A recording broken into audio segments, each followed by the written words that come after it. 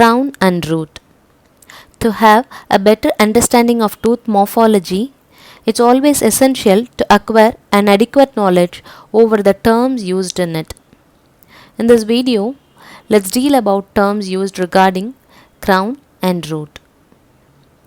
Each tooth has crown part which is present above gingiva and visible in our mouth, and root part which holds the tooth in place and is embedded inside the jawbone. The crown and root joins at cemento-enamel junction, also called as cervical line. Based on the position of crown, there are two kinds of term to describe it, called as anatomic and clinical crown.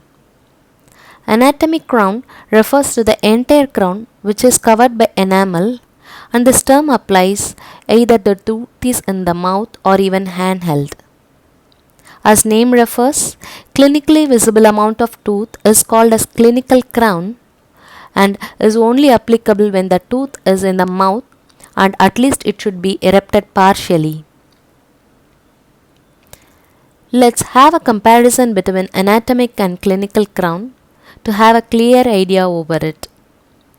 During eruption process in our early life, gingiva covers the partially erupting tooth, resulting in anatomic crown longer than clinical crown. As age progresses over 25 years, the healthy gingiva follows the curvature of cervical line, thus anatomic crown is same as clinical crown. In later part of life, because of gingival recession, the anatomic root gets exposed, resulting in clinical crown longer than anatomic crown. Therefore, the height of anatomic crown remains the same throughout an individual's lifetime, except for few exceptions such as attrition or any physical wear. But in the case of clinical crown, the level of gingival margin decides its height. Likewise, based on the visibility of root described as anatomic and clinical root. The root which is below the cemento-enamel junction covered with cementum is called as anatomic root. The clinical root refers to the unexposed part of tooth present under the gingiva. In early life, the clinical root is longer than anatomic root because here clinical root includes anatomic root and a part of anatomic crown covered with gingiva. As age progresses, the clinical root is almost as same as anatomic root.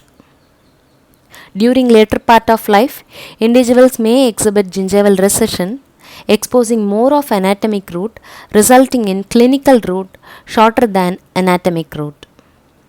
Like anatomic crown, the height of anatomic root too remains same for the lifetime except in case of root resorption. Like clinical crown, the gingival margin decides the height of clinical root. Now ending with the junction between anatomic crown and the anatomic root, known as cervical line, histologically referred as junction between enamel and cementum, called as cemento-enamel junction. Thanks for watching. Hope you will like my video. Please share, subscribe and comment.